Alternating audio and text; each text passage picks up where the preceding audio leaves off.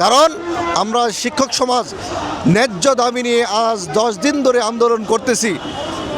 বর্তমান সরকারের পক্ষ থেকে কোনো ধরনের পাওয়ার যে অধিকার সেটা থেকে যেমন বঞ্চিত হচ্ছে, আমরা শিক্ষক সমাজ আমাদের ন্যায্য দাবি থেকে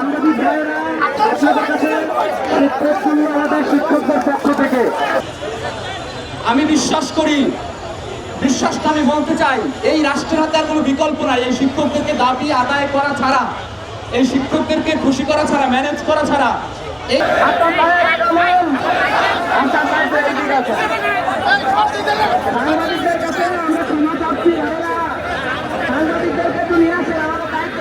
আজকে পর্যন্ত আমরা এই শিক্ষকদের ন্যায্য দাবির সাথে আমরা একাত্মতা ঘোষণা করেছি।